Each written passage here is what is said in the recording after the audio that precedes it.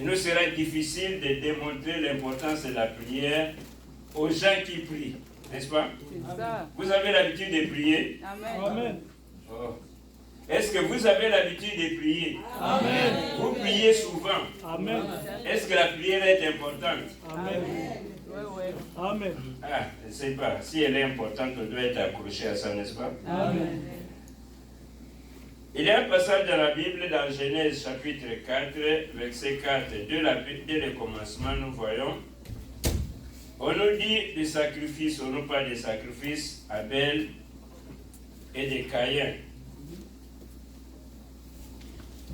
On nous dit qu'Abel, de son côté, en fit une des premiers-nés de son troupeau et de leur graisse. Et l'Éternel porta un regard favorable sur Abel et sur son offrande. Nous prions. Éternel Dieu, nous t'élèvons, nous te bénissons. Nous t'exaltons. Nous reconnaissons que le souffle de vie, l'être et le mouvement que nous avons aujourd'hui nous gêne de toi. Tu nous as donné la force, la grâce de nous retrouver ici aujourd'hui. Te disons merci. Et ce moment, nous venons de passer ici, Seigneur, et là où nous sommes maintenant, te disons merci. Étant ta main puissante, lave et purifie-nous par ton sang, et que ton Saint-Esprit nous anime. Parle-nous, Seigneur, bénis ces moments. C'est dans les glorieux puissants de Jésus que nous avons ainsi prié. Amen. Amen. Nous disons merci à Dieu, nous parlons de l'importance de la prière. Il n'est pas facile de démontrer l'importance de la prière aux gens qui prient, si réellement nous prions. Si nous voulons parler de la prière, nous devons savoir dès le départ que tous les gens qui se sont attachés à Dieu priaient. En voyant dans la Bible, vous avez des Bibles, n'est-ce pas? Amen. Vous avez toute forme de Bibles, des grosses, des petites, ou des quoi. Si vous voyez des Genèse, Apocalypse, tous ces gens-là qu'on a cités prient. Priez. C'est pourquoi je dis qu'il n'est pas facile de démontrer l'importance de la prière. Tous les gens, nous voyons ici, il y a des signes qui montrent que ça c'est la prière. On dit qu'Abel a pris, il a fait une offrande à Dieu. C'était déjà un signe de la prière. Tu verras quelque part, quelqu'un arrive, il élève un monument, il élève tout ça là pour Dieu. C'est déjà un signe de prière.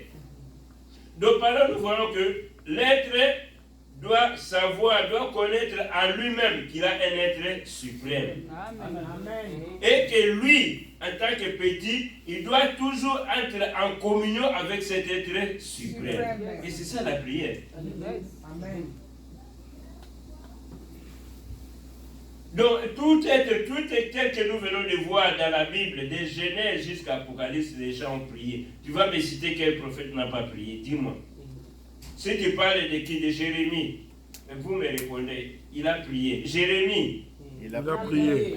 Ézéchiel. Il a prié. Ézéchias. Il a prié. Pierre. Il a prié. Paul. Il a prié. Alors, qui est-ce que vous allez exclure de la liste de ceux qui ont prié? Qui? Personne. Ah. Donc, pour vous dire, parler de l'importance de la prière, quand nous disons la prière c'est quoi? Par la prière, l'homme entre en communion avec son Créateur. L'homme prie, donc la prière est une attitude de l'esprit plutôt qu'une attitude du corps. C'est plus l'esprit qui s'élève vers son Créateur. Un état de foi plutôt qu'une énumération de désirs. C'est la foi dont tu te reconnais que je suis là, je suis une créature. Il y a un créateur au-dessus de moi, qui n'a pas de commencement, qui n'a ni fin, qui existe toujours. Il m'a créé. Donc mon âme telle que ça existe, mon esprit tel que ça existe, doit entrer en communion avec mon créateur. Donc par la prière, l'homme se met en unisson avec son Dieu. Et par elle aussi, chose mystérieuse, Dieu déploie sa puissance sur la terre. L'homme entre en unisson avec son Dieu et Dieu de son côté, il déploie sa puissance sur la terre. Donc pour dire que la prière est un des moyens de grâce que Dieu met à la disposition de l'homme. Tu comprends? C'est Dieu qui met ces moyens de grâce à la disposition de l'homme. Alors nous devons bien saisir cette grâce. Excuse. Avant que Dieu ne fût révélé en Jésus-Christ, les hommes de l'Ancien Testament priaient.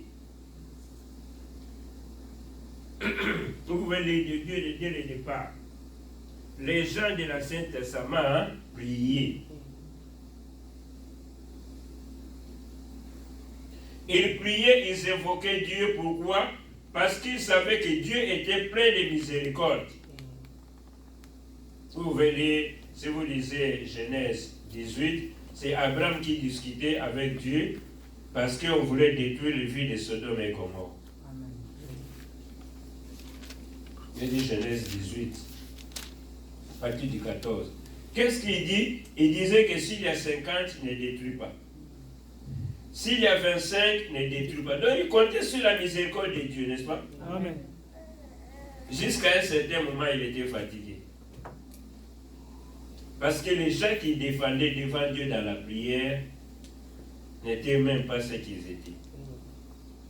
Vous voyez encore Exode 32, verset 9, partie du 9, nous voyons Moïse. Il est allé prendre de la loi de Dieu. Au retour, il trouve que les enfants d'Israël sont en train d'adorer un veau d'or. Il rentre encore auprès de Dieu pour dire que Dieu ne détruit pas. Si tu détruis ce peuple, il aura ceci, les gens vont dire ceci ou cela. Amen. Donc les gens qui priaient Dieu, ils savaient que Dieu était plein de pitié et de miséricorde, ils l'invoquaient. Amen. Il y a l'autre raison qui nous dit, ils invoquaient Dieu parce que Dieu avait fait l'alliance avec son peuple. Comme Dieu a fait l'alliance avec son peuple devait l'invoquer. Ça c'est tout dans Néhémie, je ne sais pas si tu peux lire. Néhémie 1, verset 5 à 6. Vous allez voir que quand le prophète, ces prophètes Néhémie prie, tel que nous venons de dire, que tous ces prophètes-là ont prié. En priant, il reconnaît que Dieu avait fait alliance avec son peuple. Comme Dieu avait fait alliance avec son peuple, il devait l'invoquer. Il faut invoquer ce Dieu-là qui a fait alliance avec son peuple. Son alliance nous retient en lien. Et lorsque Jésus-Christ est venu sur la terre, les rapports avec Dieu deviennent plus intimes.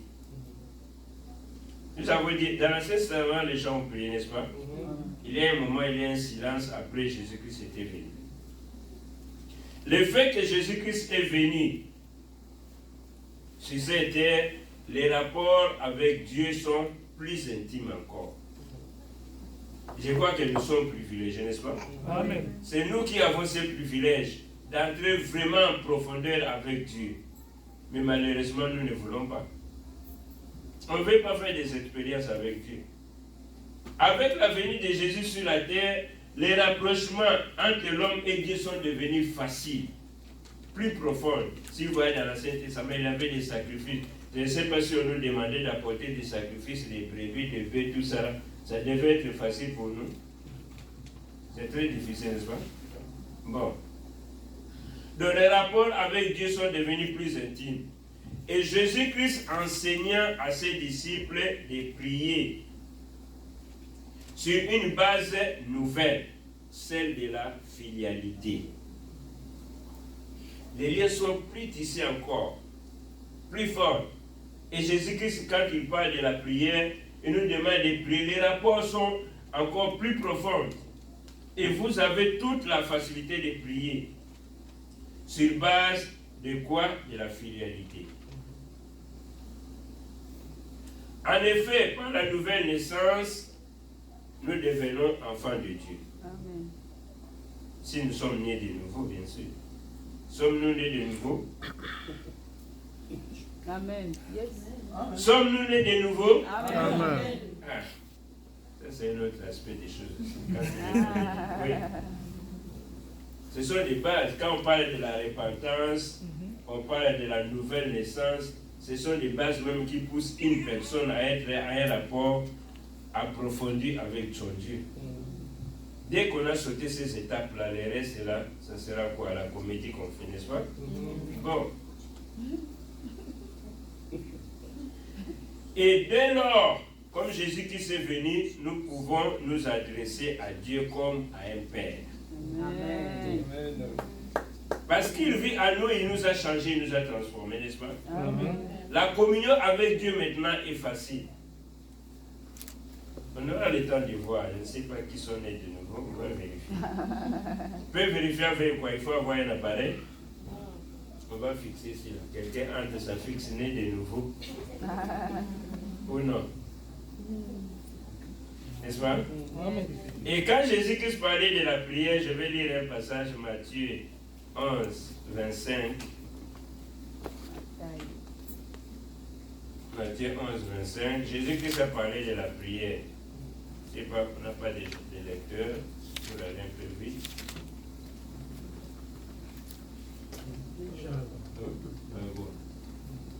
On dit, en ce temps-là, Jésus prit la parole et dit, je te loue, Père, Seigneur du ciel et de la terre, de ce que tu as caché ces choses aux sages et aux intelligents, et de ce que tu les as révélées aux enfants. Vous voyez, c'est quelqu'un qui prie, n'est-ce pas? Son nom c'est Jésus. Ah. Jésus lui-même prie. Ça, c'est une prière par lui-même. Amen. Il dit, oui, Père, j'ai été lu de ce que tu l'as voulu ainsi. Donc, Jésus lui-même accordait de l'importance à la prière, n'est-ce pas? Amen. Il invoque qui? Dieu. Son Père. Il dit, je te loue, Père, de ce que tu as révélé ces choses. Amen. Donc, on peut dire que c'est une prière de louange, de remerciement, Oui. de reconnaissance à ce que tu as fait. Amen. Jésus-Christ lui-même a prié. Amen. Mais je sais que tu pries, n'est-ce pas? Amen. Mais tu as prié, Seigneur, donne ceci, Seigneur, donne ça. Seigneur, regarde là-bas, Seigneur, n'est-ce pas? Oui. Ici, il fait quoi? Il loue. Il loue. Il rend grâce. Tu pries, mais les mots de louange sont rares. Reconnaître, c'est difficile. Il y a des gens qui disent que ce sont des chrétiens qui habitent l'avenir de lamentation. Et moi? Toujours c'est lamentation. Oh Seigneur, toi-même tu vois. Oh Seigneur, moi-même, Dieu, toi-même. Dieu, ceci. Oh, tu vois l'autre là, comment il fait. Tu vois là-bas, comment l'autre me regarde. Oh Dieu, n'est-ce pas? Ils habitent la finie de lamentation. Devant les portes, on doit écrire même quoi? Lamentation, n'est-ce pas? Il y a des femmes de lamentation, des hommes de lamentation. Amen. Des plaintes. Mais ceux de louange et d'adoration ne sont pas là, on ne les trouve pas. Jésus, ici, il a prié. Et si vous voyez encore dans Jean 17, Jésus a prié aussi, Jean 17 à partir du verset 1. Il a prié, dans sa prière, il remerciait Dieu pour les disciples, pour ce qui s'est passé dans sa vie, pour le ministère qu'il a exercé. Il a été de donner un rapport à Dieu. Dis quoi? Après avoir ainsi parlé, Jésus leva les yeux au ciel et dit, Père, l'heure est venue, glorifie ton Fils, afin que le Fils te glorifie. Amen.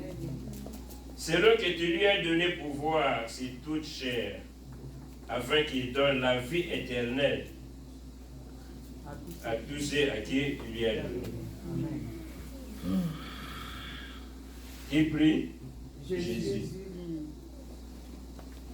Donc on peut dire que Jésus-Christ était un homme de prière, n'est-ce pas? Amen. Toi-même dis que Jésus-Christ était un homme de prière. Crie. Jésus-Christ est un homme de prière. Et si on met ton nom, on va dire que toi tu es Une femme de prière. et Amen. Jésus. Amen. Jésus-Christ était un homme de prière. Amen. Donc il avait tout son temps. Les matins il priait, à midi il priait, il louait Dieu. Dans tout ce qui arrivait, il savait donner un rapport à Dieu. Et lorsque Jésus-Christ parle de la prière, avant son ascension, il dit aux gens que vous devez prier Dieu, et vous devez prier Dieu en mon nom. On va prier au nom de qui? C'est ce que les gens de l'Ancien Testament ne connaissaient pas. C'est ce privilège-là que les gens de l'Ancien Testament n'avaient pas. Si vous voyez dans Jean 16, versets 23 à 24, quand Jésus parle de la prière, qu'est-ce qu'il dit? Il dit, et Jésus, dans Jean 16, oui, Jean 16,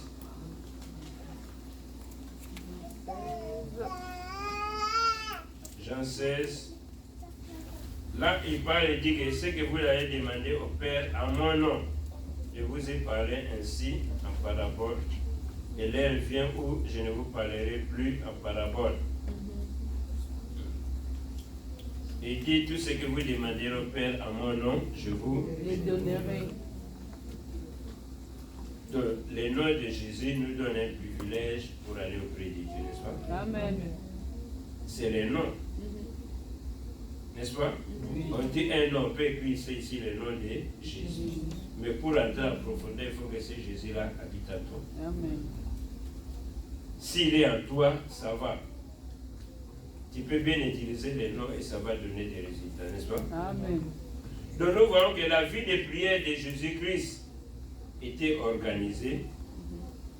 Et après son ascension, donc après la Pentecôte, cette intimité toute nouvelle devient une expérience encore plus profonde et complète pour les gens qui l'avaient réussi, pour les gens qui s'étaient accrochés à elle. C'était encore plus complète, plus profonde. Les enfants de Dieu grandissent jusqu'à la stature parfaite de Dieu. Nous devons grandir, nous devons croître. Et quand tu dis que je crois, ma croissance est là, ma croissance se manifeste.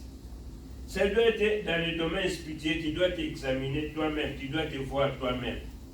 Dans la prière, est-ce que je progresse? Dans ma vie de méditation, est-ce que je fais des progrès? Il y a des gens qui s'inquiètent sur beaucoup de choses, n'est-ce pas? Tu verras quelqu'un va dire je vois tous ces jours ici, je n'ai pas mangé la pizza, n'est-ce pas? Mais personne ne peut s'inquiéter que cette semaine je n'ai pas prié. Est-ce que ça existe? Non. Ah, c'est vrai? Toi là qui me regardes là? Oui. Ah, il y a des choses comme ça, pour des choses passagères, les gens ont l'état de s'inquiéter, de s'indigner. Mais pour ce qui est des vies spirituelles, ça ne les dérange pas. C'est relatif. Qu'ils prient ou non, ça va. Qu'ils méditent la parole de Dieu ou non, ça va. Alors c'est là où nous voyons que la vie spirituelle des gens ne progresse pas. Dieu veut que nous puissions croître pour arriver à la stature des hommes faits. Être des enfants grandis, devenir des adultes. Alors, la prière, actuellement, notre prière a lieu dans le lieu céleste. Pourquoi? Parce que l'Esprit de Dieu habite en nous. La Bible nous dit que l'Esprit de Dieu en nous intercède par des soupirs inexprimables. L'Esprit prie. Ce qui n'était pas révélé dans l'Ancien Testament, n'est-ce pas? L'Esprit en nous prie, il parle à Dieu. Alors, nous devons prier selon l'Esprit. Nous soumettre à Dieu nos désirs. Nous cherchons beaucoup de choses, mais si nous laissons à l'Esprit prier en nous, se manifester en nous, dans notre homme intérieur, il va se manifester, il va agir. Le problème est que nous faisons des choses mécaniquement, n'est-ce pas? Comme si on pratiquait la mécanique. Tu touches ici, tu fais là-bas, tu boulonnes ici, tu fais ça, et ça ne marche pas. Si vraiment nous avons le temps de nous laisser, de nous abandonner à Dieu, l'Esprit de Dieu en nous va parler, il va prier en nous. Certains chrétiens trouvent des circonstances difficiles, des moyens difficiles de réserver une heure de prière spécifique pour Dieu. C'est ce qu'il y a. Il y a des gens qui prient seulement quand ils mangent. D'autres prient devant la nourriture seulement. On nous dit de rendre grâce à Dieu pour la nourriture, n'est-ce pas? Quelqu'un qui n'a pas prié, quand vous êtes à table et vous voulez manger, prie. Là, il va commencer à faire une longue prière. Pourquoi? Parce qu'il n'a pas le temps de prier. Il n'a pas un programme de prière. L'occasion pour lui de prier lorsque vous voulez manger, il va prier pour tous les pays, il va prier pour tous les Congos, toute l'Afrique, l'Europe, l'Asie. Devant la nourriture. Alors, si quelqu'un a une vie de prière organisée, une vie de prière privée, bien classifiée, s'il faut prier pour la nourriture, il doit rendre grâce à Dieu. Et quelqu'un disait que la consécration régulière à la même heure est une aide précieuse pour la prière. Et dit, la consécration régulière à la même heure est une aide précieuse pour la vie de prière. La consécration régulière à la même heure est une aide précieuse pour la vie de prière. Vous me comprenez? Amen. Donc c'est à toi de planifier. Tu me regardes, n'est-ce pas? À quelle heure tu es libre, à quelle heure tu dois te consacrer à la prière. Fixe ça même par semaine, par mois. Toi seul. Tu vas me dire que je travaille, je pars là-bas, je bouscule à gauche, à droite. Choisis toi-même ton temps. Dis que je suis libre à 18h. Cette semaine, chaque 18h, je suis libre. Planifie, dis que de 20h à 21h, je serai dans la prière. Ça va? Oui. Nous sommes entendus? Yes. Ça va marcher? Yes. Oui. Donc ça doit être une habitude. Nous devons cultiver avec assiduité. À moins d'un empêchement valable. S'il n'y a pas un empêchement, fais un programme, dit que par semaine, par mois, je vais cela. De la majorité de ceux qui se disent enfants de Dieu expriment dans leur vie de prière de manière différente. D'autres aiment le matin, d'autres le soir, d'autres la nuit, d'autres ceci, d'autres cela. Il faut ça par habitude. Fais ça parce que tu vois que la prière a de l'importance. Fais ça lorsque tu comprends que la vie de prière est très importante.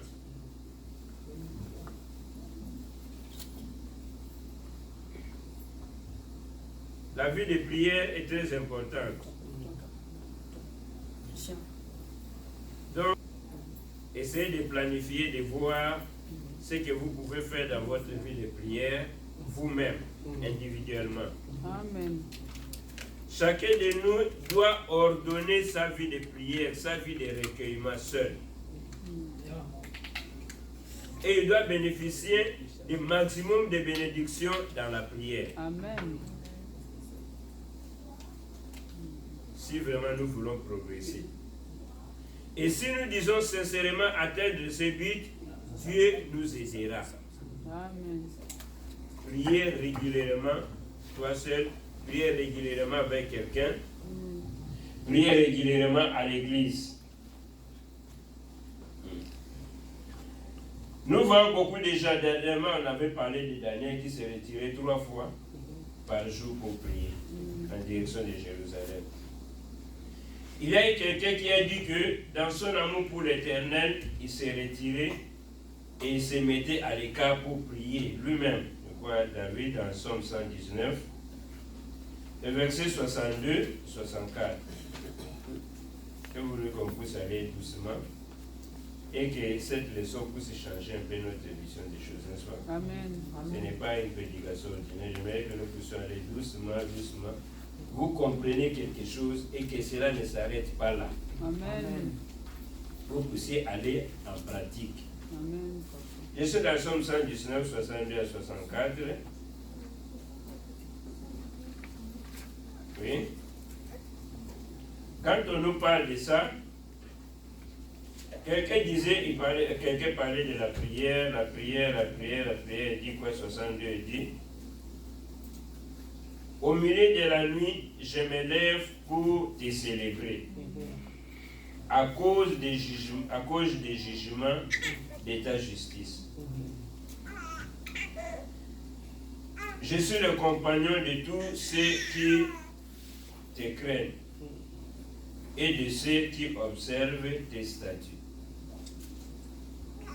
Donc il dit, au milieu de la nuit, je me lève pour te célébrer.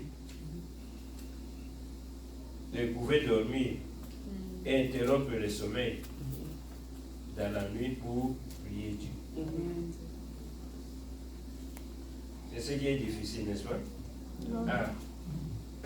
Une personne qui a planifié dit que ce jour-ci, je peux dormir à 20h et à minuit, je dois me réveiller pour prier.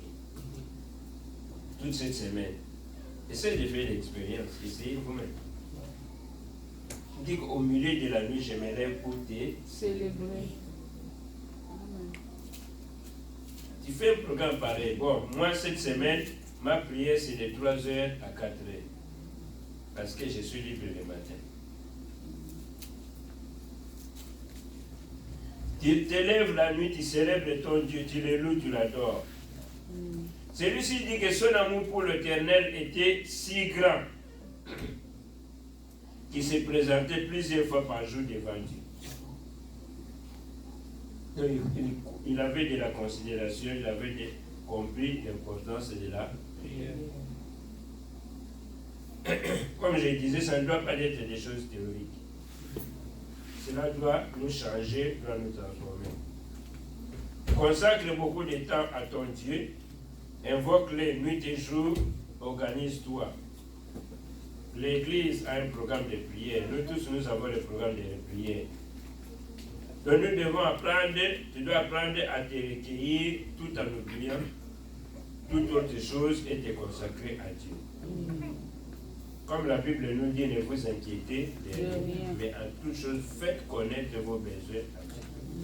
Dans Philippiens 4, le verset 4.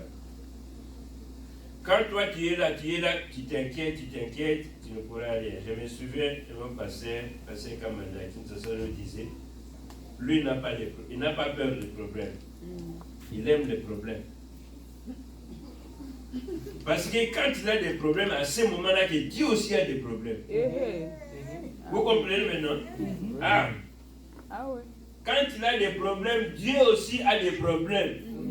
Au fur et à mesure que le niveau des problèmes hausse, lui ne va pas dormir. Il faut que Dieu puisse résoudre tous ces problèmes. Hein? Il y a des gens quand ils disent, oh, ma situation est compliquée, trop de problèmes, même prier là, je n'arrive pas. Lui, non. Lui, quand il a trop de problèmes, c'est à ce moment-là qu'il prie aussi beaucoup. Vous comprenez? Il y a des gens qui ont abandonné la prière, qui se sont découragés de la prière à cause des problèmes.